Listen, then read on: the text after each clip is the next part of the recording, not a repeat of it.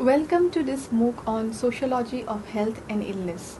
Today we will discuss about the Unit 18 of the Module 6. Here we will discuss about community health. Dear learners, in the previous unit we have discussed about public health, and in this unit we will discuss about community health. Now, how public health is different from the idea of community health?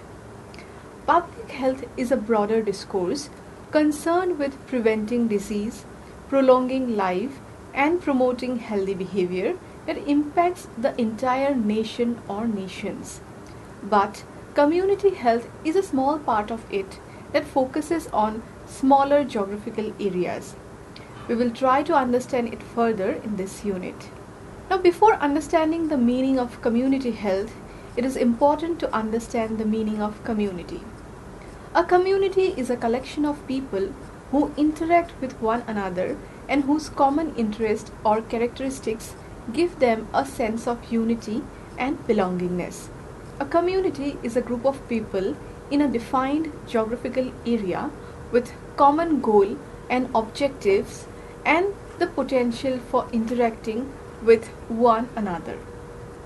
People belonging to the same community have a sense of belongingness and shared identity.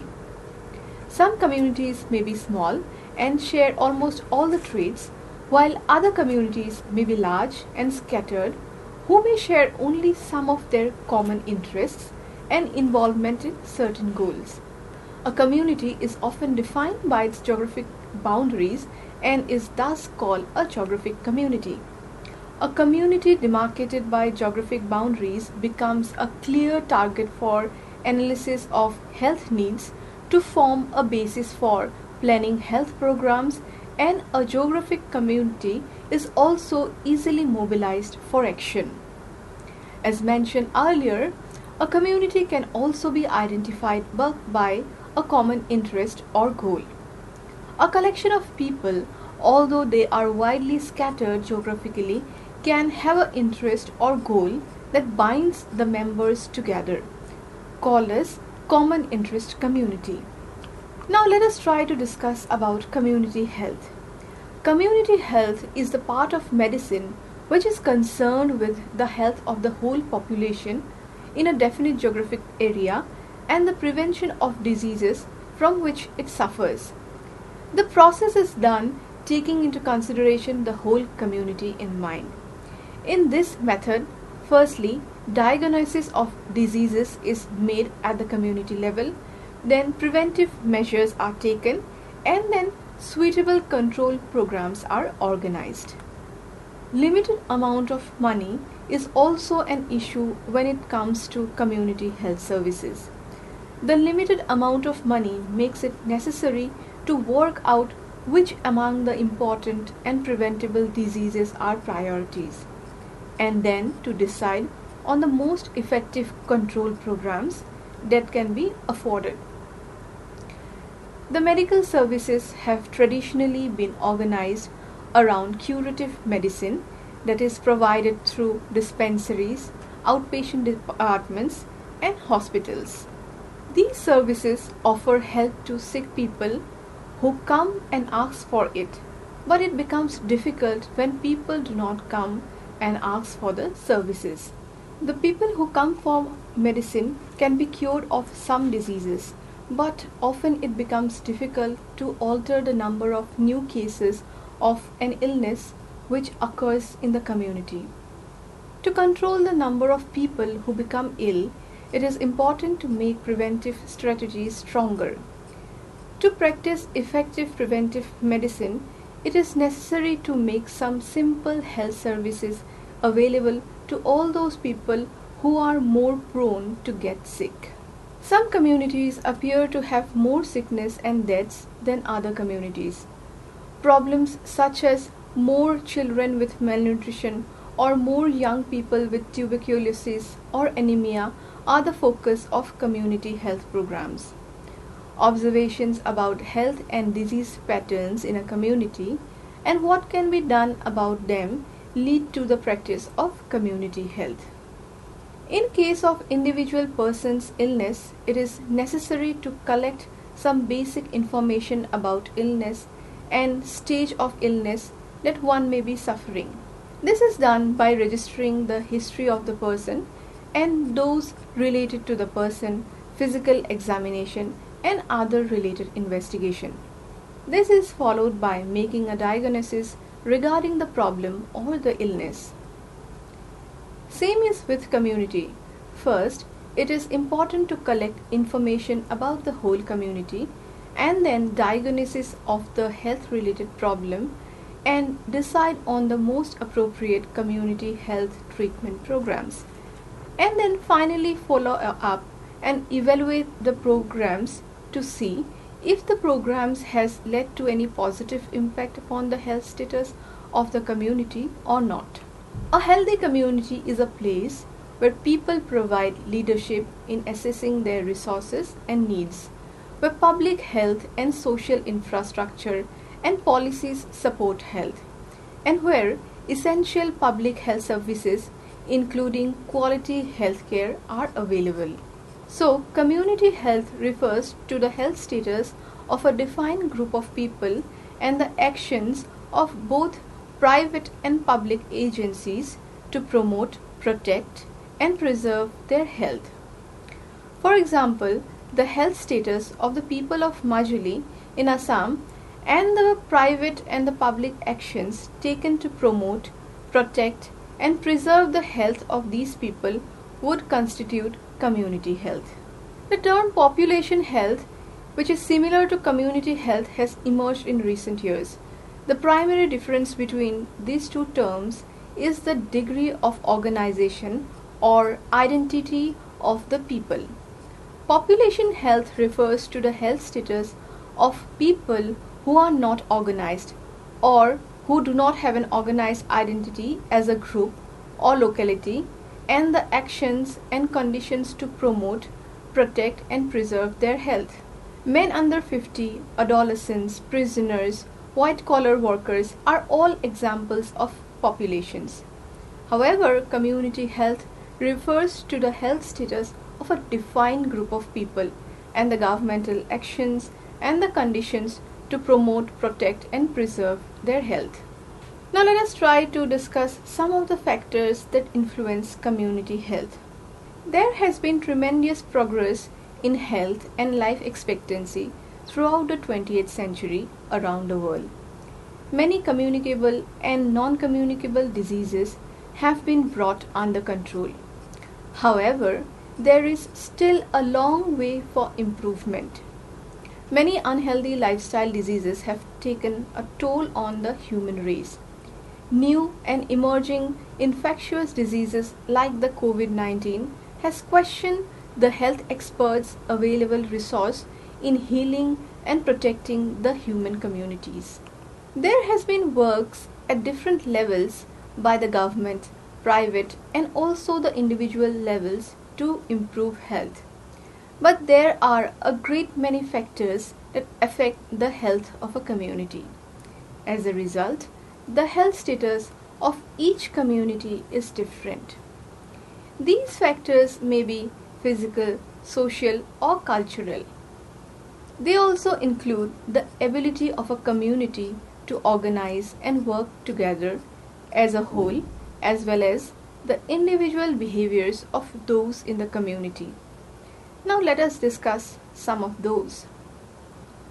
First of all, the physical factors.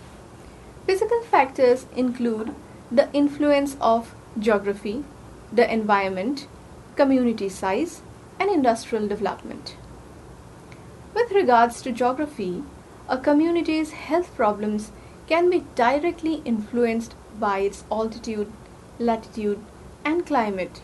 In many tropical countries, survival from the diseases is made more difficult because poor soil conditions resulting in inadequate food production and malnutrition. In the temperate climates with fewer parasitic and infectious diseases and a more than adequate food supply, obesity and heart disease are important community health problems. Coming to environment, the quality of our environment is directly related to the quality of our ownership over it.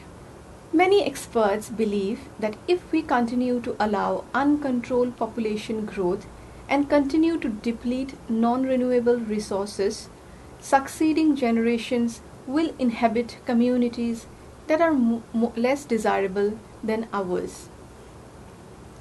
Many feel that we must accept the responsibility for this ownership and drastically reduce the rate at which we are using the natural resources.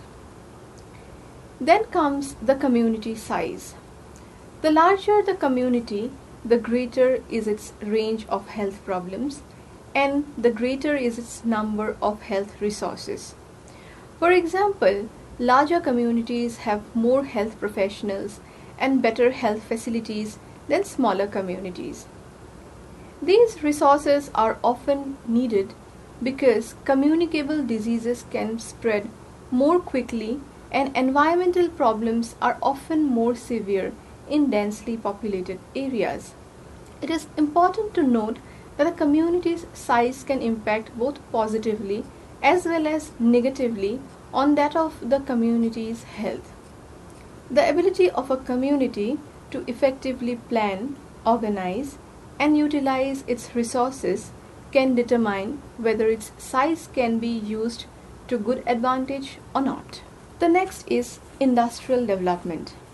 Industrial development, like size, can have either positive or negative effects on the health status of a community. Industrial development provides a community with added resources for the community's health programs, but it may bring with environmental pollution and occupational illnesses. Communities that experience rapid industrial development must eventually regulate how the industries obtain raw materials, discharge byproducts, dispose of wastes, treat and protect their employees, and deal with environmental accidents.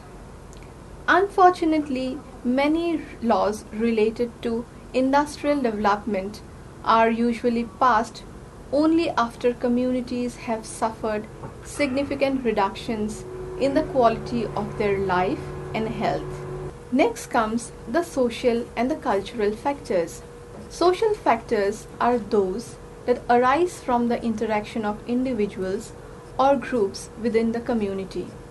For example, people who live in urban communities where life is fast-paced experience higher rates of stress-related illnesses than those who live in rural communities where life is more leisurely. On the other hand, those in rural areas may not have access to quality or selection of health care that is available to those who live in urban communities. Cultural factors arise from both explicit and implicit guidelines that the individuals inherit from being a part of a particular society. Culture teaches us what to fear, what to respect, what to value, and what to regard as relevant in our lives. Some of the factors that contribute to culture are discussed in the following sections. First of all, beliefs, traditions, prejudices, etc. The beliefs, traditions, and prejudices of the members in a community can affect the health of the whole community. The beliefs of the people of the community about specific health behaviors like menstrual hygiene of the women often lead to many reproductive accidents. It even generally creates a barrier for policymakers as well as social workers to bring about positive changes in the patriarchal community setups. Then comes the economy. Both national and local economies can affect the health of a community by increasing or reducing in health and social services. Employers usually find it difficult to provide health benefits for their employees when their profit drops. The unemployed and the underemployed face poverty and deteriorating health. Thus, the cumulative effect of an economic downturn significantly affects the health of the community. Then comes religion. Many religions have taken a position on healthcare. For example, some religious communities limit the type of medical treatment that their members may receive. Some do not permit immunizations. Others do not permit their members to be treated by physicians. Some may prohibit certain foods. Some religious communities actively address moral and ethical issues such as abortion, premarital intercourse, and homosexuality. And some other religions may teach health promoting codes of living to its members. Thus, religion can affect a community's health positively or negatively. Then comes community organizing. How a community can organize its resources directly influences its ability to intervene and solve problems, including health problems. Community organizing is a process through which communities are helped to identify common problems or goals, mobilize resources, and in other ways develop and implement strategies for reaching their goals that they might have collectively set. It is not a science, but an art of building consensus within a democratic process. Then comes individual behavior. Individual or personal health activities are decision making that affects the health of an individual or his or her immediate family members. Choosing to eat wisely, regularly wearing a safety belt, and visiting the physician are all examples of personal health activities. But community health activities, as we know, are the activities that are aimed at protecting or improving the health of the whole population in a community, which includes maintenance of accurate birth and death records, protection of food and water supply, and participating in funding drives for the voluntary health organizations, for example, the American Lung Association, etc. However, the behavior of the individuals in a community contributes to the health of the entire community, and both are interrelated, because for community health it takes the concerted effort of many, if not the most of the individuals in a community to make a program work. For example, during the pandemic COVID-19, the responsibility of the individuals to wear the mask, maintain distance, was one of the prime measures to minimize the spread of the infection. Again, it is seen that more the individuals become immunized against a specific disease, the slower the disease will spread and the fewer people will be exposed to that disease. This concept is known as herd immunity. An individual's effort to work towards his or her health certainly contributes to the overall health of the community. However, if such actions are not taken into account, having a healthy community might be a difficult job to attain. So, as members of a community, it is our responsibility to protect ourselves and thereby ensure the safety of the whole community. Now let us try to understand about community medicine. The terms community, social and preventive medicine often overlap in their usage and is more or less same in their orientation.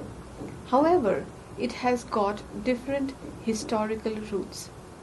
Community medicine became prevalent in the United States as a substitute for social medicine, since the later term sounds too much like socialism. Furthermore, the use of the word community implies activity at the local level rather than the national action abhorred by the conservative leadership of the medical profession.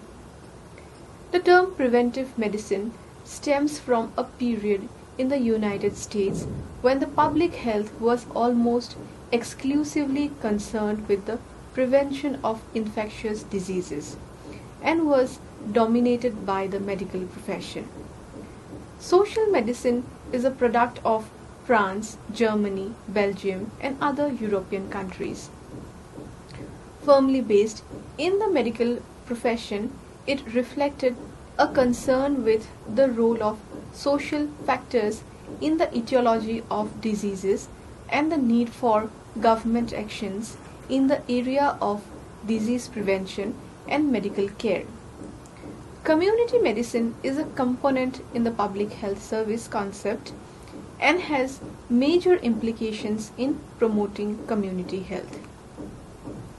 Now let us try to know some of the diagnosis and treatment in it. Diagnosis and treatment come under the component of intervention, and it would differ from community to community and from one problem to the other. The most important intervention in diagnosis and treatment is early diagnosis. Early diagnosis leads to better prognosis, which will result in better prevention of further occurrence of a disease, preventing long-term disability. A few of the ways of diagnosis in the early intervention are screening, contact tracing, individual examination. Treatment includes a more general process either at the individual level or mass level as required by the situation of the community's spread of disease. Now let us try to know about the role of community health program. Community health program contributes to improving the health, well-being and quality of life of the local community. Some of the objectives of the community health program are to reduce the threat posed by infectious diseases by creating safe environments for local people and medical professionals.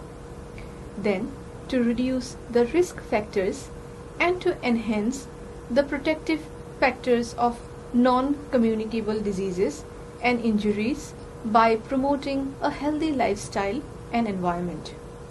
Then we have the empowerment or to empower the vulnerable groups of people with the support of their families and communities by promoting social activities. Then to strengthen the capacity of the local health sector, which would contribute to the improvement of accessibility of health care and amplify the quality of medical services. The community health programs usually are considered in educating the local communities on health practices which are designed with an onus on the education sector as well. This provides an opportunity to reach the maximum population by using the conventional social structures present in the community. This helps to amplify the impact and reduce the time investment to bring in program development. However, with the recent observation in the shifting development paradigm, the top-down approach has not resulted very well in social development. There is an increasing need for restructuring social and developmental practices to build a sense of ownership in the targeted communities. In this regard, the community health workers are primarily drawn from the community itself to derive the tremendous impact on often neglected concerns due to inaccessibility of medical services like immunization, safe deliveries, contraception, or nutrition. One of the examples of community health programs initiated in India is the Rajiv Gandhi Mahila Vikas Pariyojana, which functions as the model of community ownership and participation by women. It aims to help the poor women in the rural areas to get empowered, to form self-help groups through community institutions. The recent development in formulating community health programs has also started making an effort to curate social behavior change initiatives to accelerate healthy behavioral changes. Some of them are safe sex, hand washing, use of ORS, benefits of breastfeeding, etc. So dear learners, in today's unit we have discussed about the meaning of community health, the factors that affect community health, community medicine, and the role of community health programs. I hope now you will be able to look at the factors that impact health in your community. Thank you.